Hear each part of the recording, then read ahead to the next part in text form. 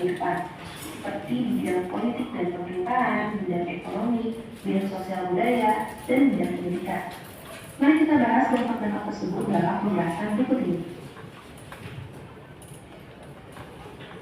Yang pertama yaitu dampak di bidang politik dan pemerintahan. Masa pemerintahan yang pernah berkuasa di Indonesia itu seperti masa kekuasaan VOC, pemerintahan Batak, pemerintahan Inggris, dan pemerintahan kolonial Belanda. Sekedar untuk mengingatkan bahwa pemerintahan Batak ini merupakan pemerintahan yang dipimpin oleh Herman Willem Daendels, yang pada saat itu Belanda masih dikuasai oleh Prancis, sehingga namanya adalah pemerintahan Batak. Dari keempat masa kekuasaan tersebut telah memberikan dampak di bidang politik dan pemerintahan, seperti hilangnya kekuasaan raja-raja, karena pada saat itu VOC, Belanda, dan Inggris telah ikut campur dalam kekuasaan kerajaan di Indonesia, sehingga mereka tidak mempunyai kendali terhadap rakyat. Kemudian yang kedua adalah pada masa pemerintahan Batak, yaitu Herman Willem Daendels, tugas utamanya yaitu mempertahankan Pulau Jawa dari serangan Inggris. Sehingga pada saat itu, Daendels membagi Pulau Jawa ke dalam 8 presidenan atau 8 prefektur. Kemudian Daendels juga telah membuat struktur organisasi di mana jabatan tertinggi itu ada di pemerintahan pusat. Dan sistem pemerintahannya itu disebut dengan sentralistik. Kemudian yang ketiga yaitu para bupati diangkat sebagai pegawai negeri dan digaji. Mereka tidak boleh lagi menerima upeti dari rakyat. Para bupati ini tadinya merupakan para penguasa tertinggi, disebut juga dengan raja-raja. Awalnya raja-raja tersebut mengambil uang dari rakyat sehingga mereka mempunyai keuntungan yang lebih. Tetapi pada saat terjadi kolonialisme dan imperialisme, mereka tidak lagi dapat mencari keuntungan bagi mereka sendiri karena diawasi oleh presiden atau pemimpin dari setiap presidenan. Kemudian yang kedua yaitu dampak di bidang ekonomi. Oke, tadi ada berapa dampaknya? 4. Kawan, angkat tangannya. Dampak dari politik tadi, politik dan pemerintahan. Bidang Bukan yang tadi, yang bidang-bidang tadi ya. bidang dasar. Dari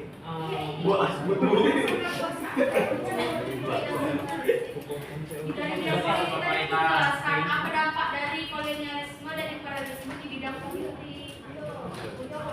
Sistem kerajaan kita, pemerintahan kerajaan kita. Yang kedua, sentralistik itu loh. Nah, terus yang ketiga, ada sama lagi ya, ada 3 orang.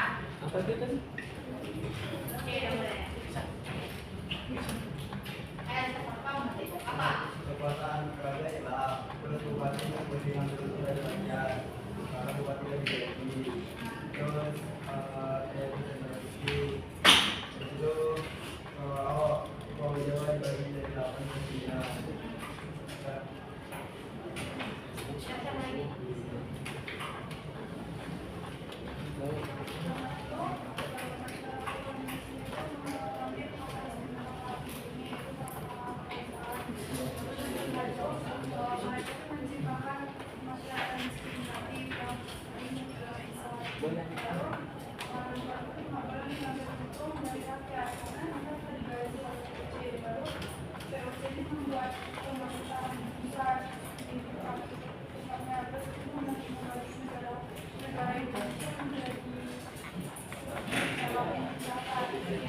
Yang lagi yang mau? Satu orang lagi.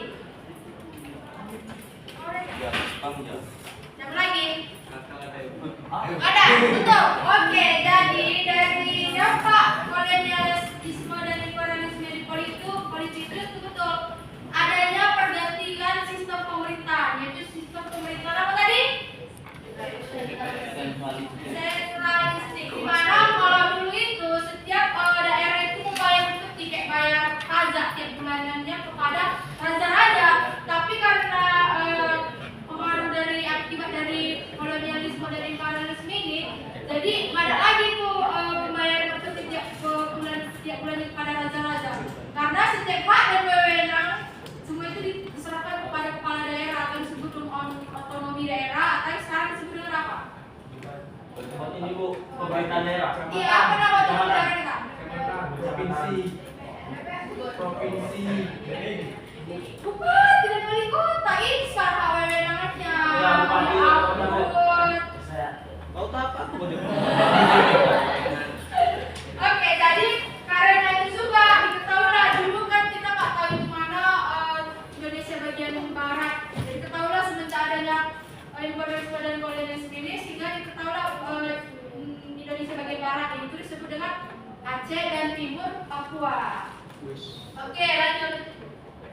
Sistem pemerintahan itu kan terpusat di Pulau Jawa, sehingga terjadi ledakan penduduk di Pulau Jawa yang mengakibatkan ketidakmerataan ekonomi di pulau lainnya, seperti di Pulau Sumatera. Pengguna di Pulau Jawa memiliki banyak pekerja, sementara kemudian di wilayah Sumatera tidak memiliki banyak pekerja, sehingga harus dilakukan transmigrasi agar memperoleh kemerataan dalam sektor ekonomi. Yang kedua yaitu eksploitasi yang dilakukan oleh VOC telah mengakibatkan terjadinya kemunduran dalam sistem perdagangan di Nusantara, karena VOC melakukan monopoli perdagangan di Indonesia, sehingga para pedagang pribumi ini tidak memiliki uang gerak yang banyak untuk dapat menjual hasil rempah-rempahnya setelah daripada produk VOC. Kemudian, sejak dari dulu, Indonesia ini hanya dijadikan sebagai negara penghasil bahan mentah yang mengakibatkan orang-orang Indonesia tidak mempunyai kemampuan yang lebih untuk dapat mengolah bahan mentah tersebut menjadi barang jadi, sehingga hanya mendapatkan keuntungan yang lebih sedikit. Pada masa kekuasaan Danila, salah satu kebijakannya yaitu membuat jalan dari Anyer sampai ke Panarokan. Tujuan utamanya yaitu untuk mempermudah jalur distribusi perekonomian. Sehingga dengan kebijakan tersebut, kegiatan perdagangan antar pulau dan antar negara ini dapat berjalan dengan lancar. Yang ketiga yaitu dampak di bidang sosial budaya. Dampak tersebut Apa nih pertanyaannya, Bu? Ya, pertanyaan sama. Apa dampak-dampak dari ekonomi tadi?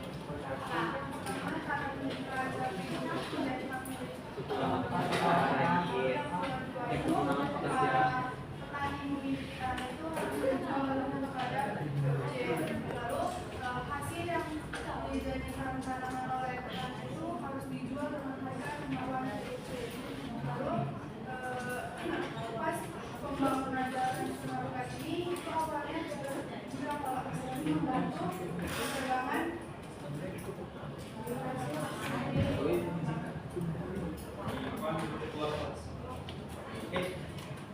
Empare Bedelus. Saya nggak tahu.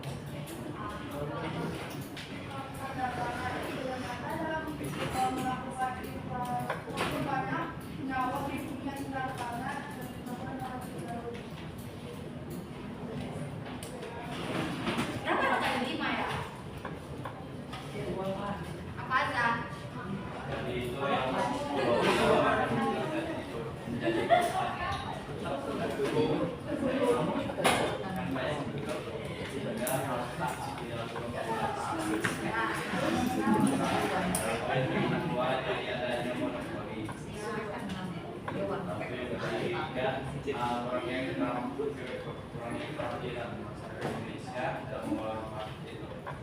dari Itu aja.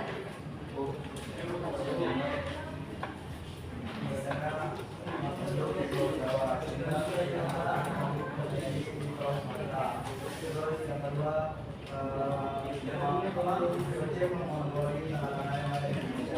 terus juga Indonesia boleh menggunakan bahan yang ada. Jadi Indonesia ini nggak bisa mengolah bahan tadi bahan jadi Indonesia sedikit. Terus Indonesia itu harus menjual hasil tanahnya ke VOC karena di apa namanya di luar ini masih. Terus yang terakhir itu pembangunan jalan raya itu pembangunan jalan yang dulu pembangunan berkoordinasi dari dari Itu aja. Mana lagi? 2 lagi tadi.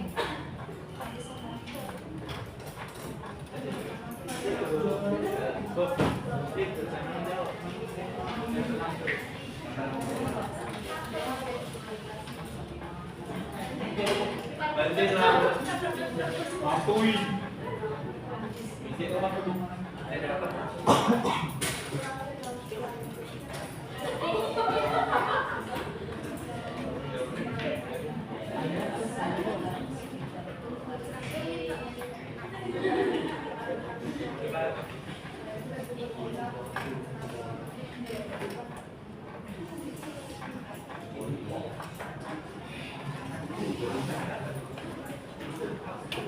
Pertama,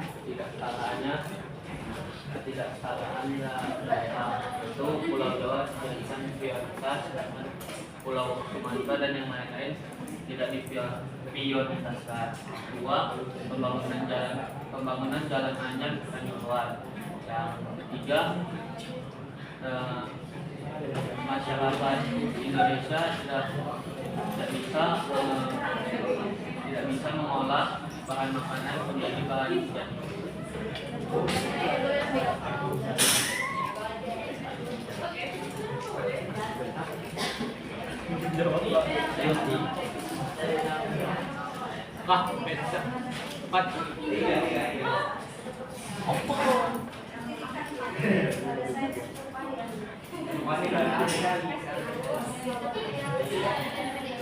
Oke.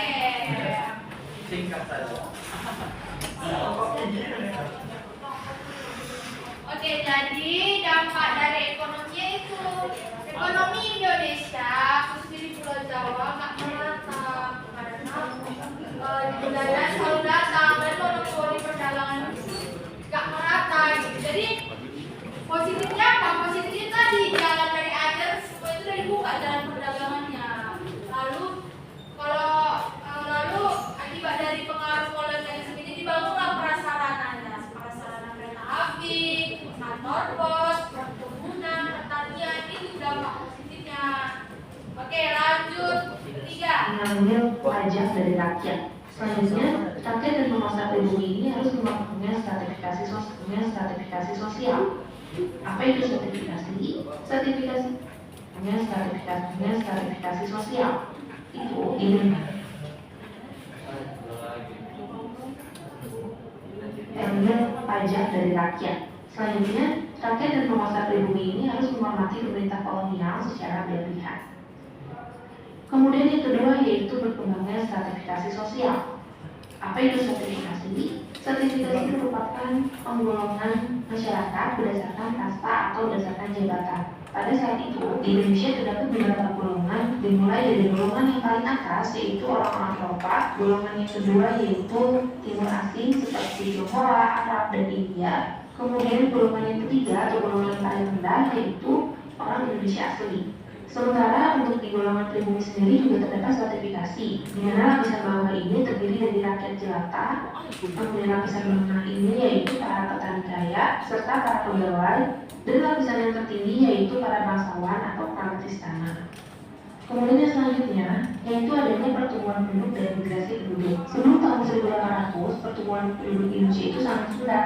Tingkat pertumbuhan rata-rata dari tahun 1400 hingga 1800 itu sekitar 0,2%. Beberapa faktor yang menyebabkan adanya tingkat pertumbuhan yaitu karena adanya penyakit, kelaparan, perang, dan bencana alam. Tetapi ketika abad ke-19, pertumbuhan penduduk ini mulai mengalami peningkatan karena adanya kebijakan kesehatan pemerintah, perkembangan teknologi, dan sarana transportasi serta proses migrasi. Sedangkan kolonial barat, Pulau Jawa ini merupakan daerah dengan tingkat pertumbuhan penduduk paling besar. Mungkin kiranya masih bisa kita rasakan sampai dengan sekarang ya. Pertumbuhan penduduk tersebut mengakibatkan Pulau Jawa ini menjadi pusat administrasi dan kegiatan industri pemerintah kolonial. Sehingga untuk mengatasi ledakan penduduk di Pulau Jawa, pemerintah kolonial ini menerapkan program migrasi. Pemerintah kolonial Belanda berusaha memperlancar program migrasi dengan membujuk para petani miskin di pedesaan Jawa untuk bekerja di perkebunan yang tinggi. Kemudian yang keempat yaitu perubahan gaya hidup masyarakat. Dunia lama-lama terhadap seperti Indonesia ini.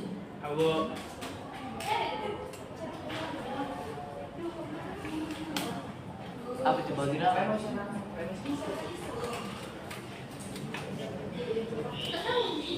Kehidupan masyarakat di Indonesia. Contohnya yaitu gaya dalam berpakaian. Gaya busana pada saat itu mengadopsi gaya pakaian orang Eropa yang bahannya itu disesuaikan dengan iklim tropis di Indonesia. Pakaian yang dikenakan dibedakan berdasarkan waktu pemakaiannya.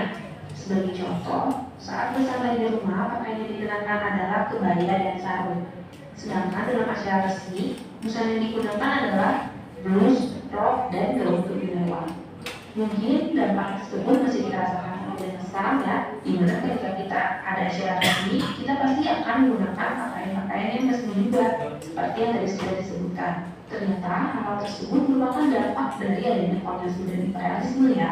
Bangsa-bangsa Eropa tersebut telah memperkenalkan budaya pesta kepada masyarakat di Hindia Belanda. Selain gaya pakaian dan hiburan, makanan juga mendapat pengaruh dari Eropa. Pada masa ini dikenal tradisi makan yang disebut dengan Rijstafel, yang merupakan penyajian makanan ala Eropa yang dilakukan secara berurutan, dimulai dari menu pembuka, menu utama, dan menu penutup. Akan Akan tetapi menu makanannya disajikan dalam menu makanan orang pribumi. Kemudian yang terakhir yaitu di bidang pendidikan. Bagian sosial dan budaya. Satu orang satu apa? Dampak sosial budaya nih, Bu. Satu aja.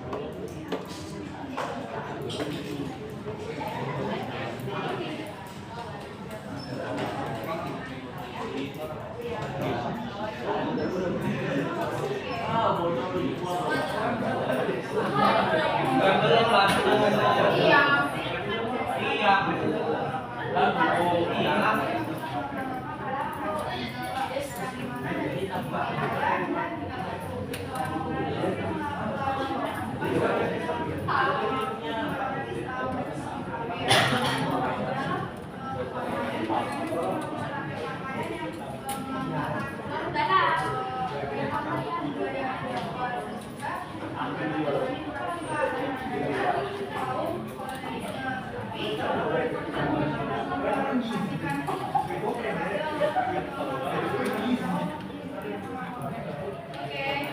Yang terakhir 3 orang lagi. Apa? Ah? Oke, kamu?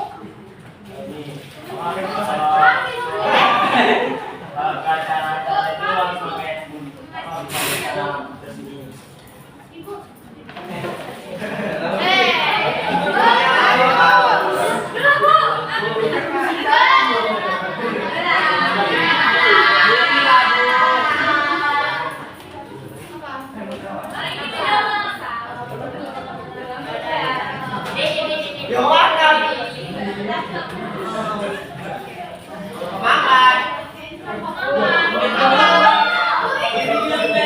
Gak boleh sama ya, aku kan tadi ya, ada apa?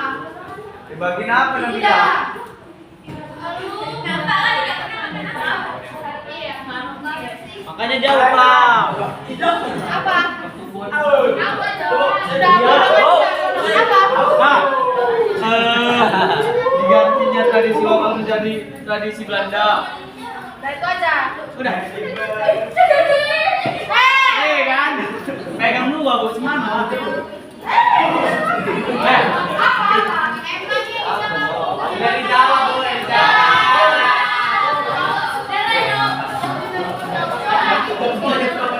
Kopi pastel dulu. Kopi pastel dulu. Ya udah ya. Oke, jadi pengadut di bagian sosial dan budaya di Apolonya banyak. Contohnya sekarang Bahasa Belanda menjadi bahasa selatan. ada pakaian tradisional. Kalau mau kondangan sekarang nggak pakai kebaya lagi, pakai apa? Kebaya. Daster. Pakai celana pendek sih, pakai Daster. iya kan? Dulu kan itu yang namanya minum-minum amer yang ada dulu tua.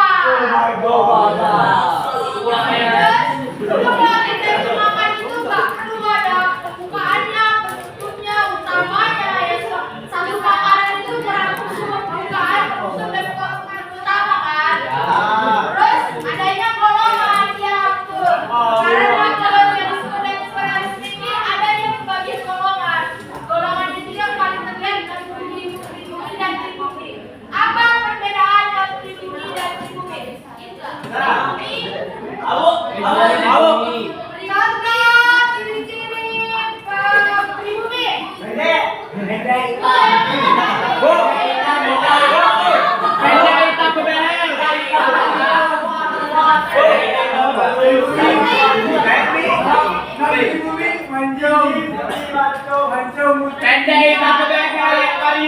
Semua kan bisa membagi kata-kata. Jadi perbedaan pribumi dan pribumi itu kalau pribumi dikatakan berkulit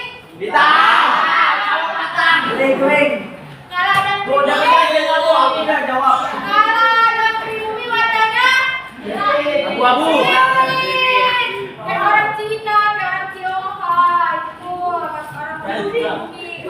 Pribumi kan makanya kayak telur, ya kan? Ini kau lagi. Terus apa lagi? Kalau pribumi dia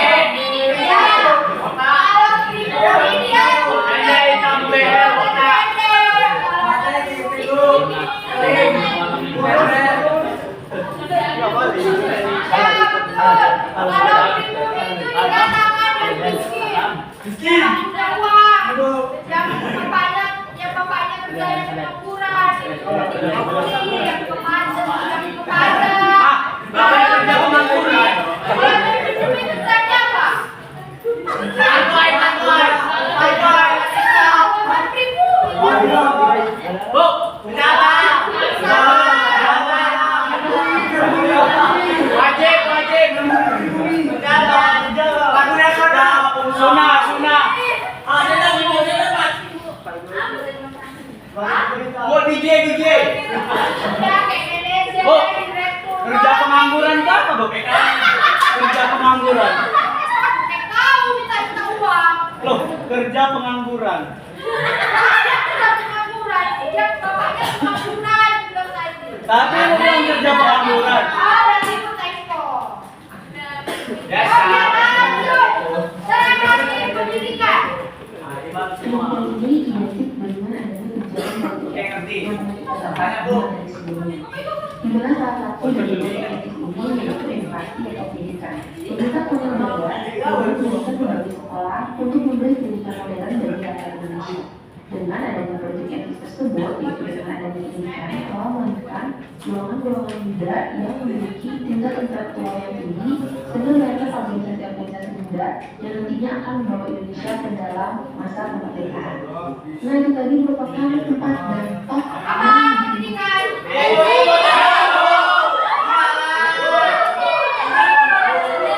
Bu, apa tadi, Bu? Apa tadi, Bu? Oh, apa tadi, Bu? Yang udah ditinggal udah.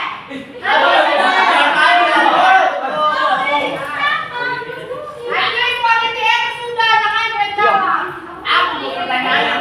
Yang pendidikan apa itu Pak? Kita negatif. Akses pendidikan. Oh, udah dapat tadi kan? Enggak boleh. Boleh. Satu aja, Bu. Nggak ada berapa? Dua-duanya. Apa-apa tadi udah lo kamu.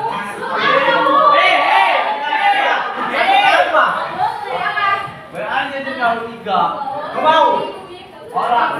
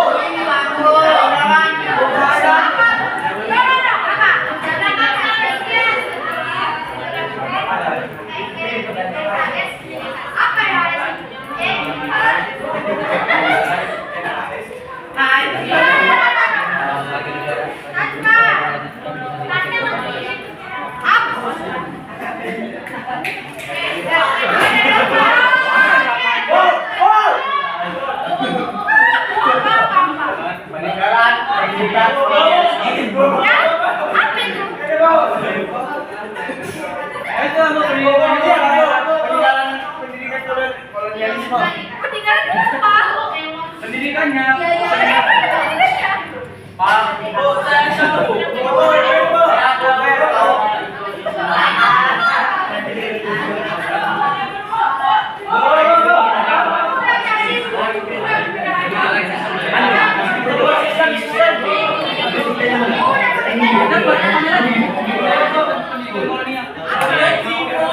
Buat tahu. Bu, Bu. Itu saya Bu. Bu. Saya aja yang jawab, Bu. Peninggalan sistem pendidikan kolonialisme. Pagoy. Dewa tadi jawab. Peninggalan sistem peninggalan kolonialisme. Apa sih? Peninggalan sistem. Kamu udah? Apa? Bu, peninggalan sistem. Peninggalan kolonialisme, Bu. Jangan sampah. Udah ya. Yang pertama, Bos. Tanda kedua kali. Nanya bagiannya apa? Aku urahan kecil.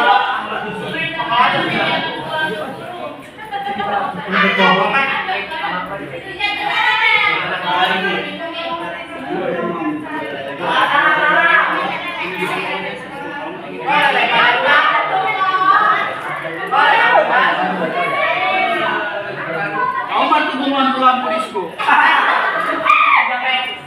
Ganti ya sekarang. Ganti taman. Kurangnya pendidikan berbasis lokal. Ya, iya Bu, bagi-bagi lah Bu, rata juga Bu, dapat nyeplatos. Satu ya doang. Bu, mending Bu biar Adil yang jawab aja yang dikasih Bu, yang nggak jawab kosong. Jangan Oke, berani. ada 17 orang yang beruntung. Oke, Singkat saja. singkat saja. Paham. Kapan tahun Selat Malaka jatuh ke tangan Inggris? 12. Oke. 99. Bacul kau. Jawab sama. Sombong banget. Oke. Singkat saja. Tadi udah singkat ya tahu. Apa lagi? Bu, apanya? Oke. Apa yang dimaksud dengan imperialisme? Iya, Bu.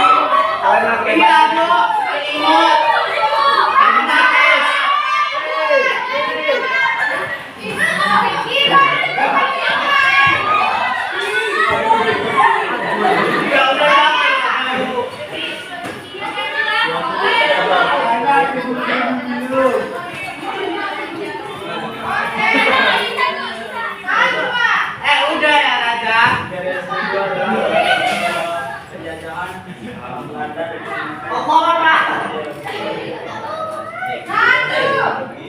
Lempar lagi satu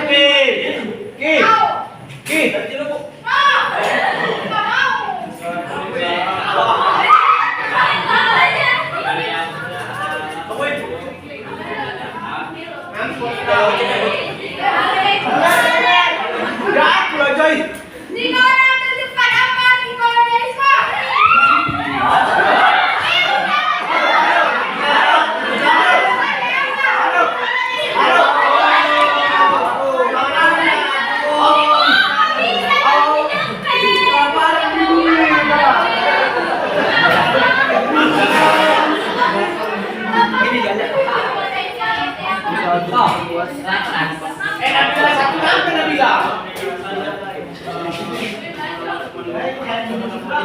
Satu apa Nabila?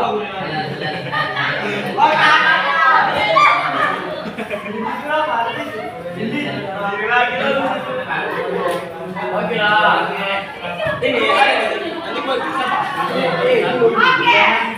Bapak akan cepat aja. Dua orang, satu orang tercepat.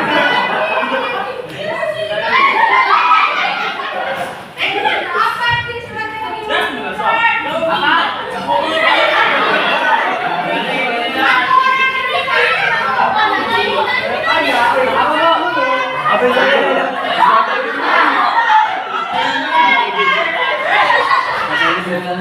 Ibu, dulu kapan Belanda? Ibu juga tanya, Bu.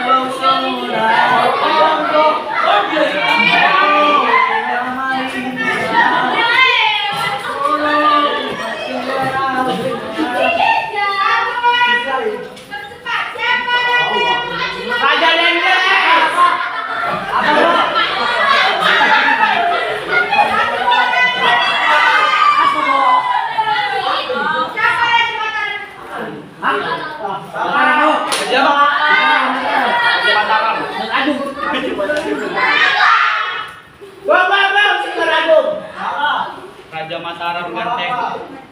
Aduh.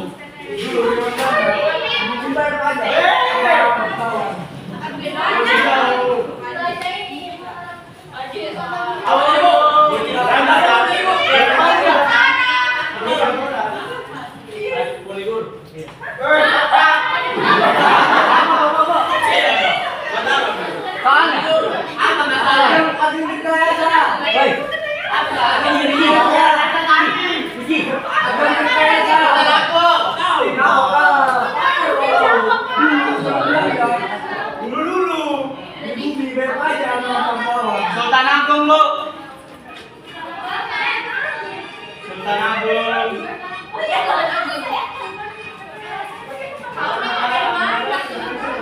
Pikiran maaf.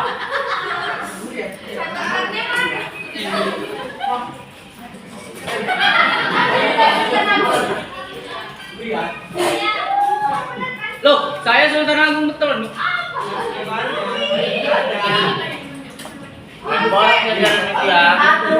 Waduh, Bagi-bagi lah, Bu. kita jadi Oke, mantap. Bo, cuma atas. Lucu orang lagi.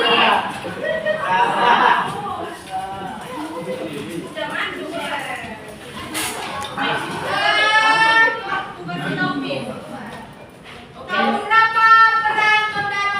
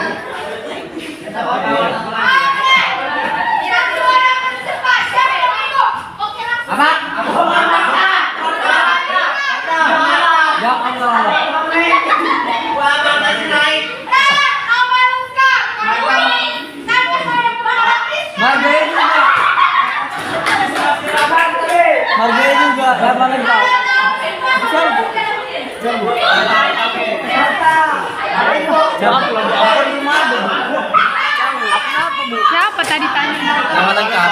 Nama lengkap? Barta. Oh, nggak tahu. Nama lengkap.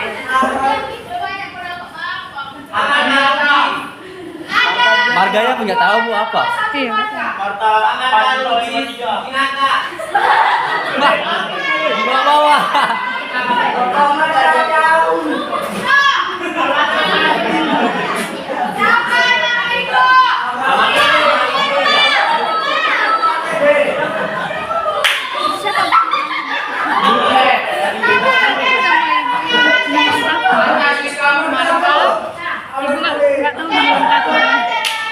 Modus, murid. Cek nama IG, cek IG. Itu betul. Itu cek IG. Apa?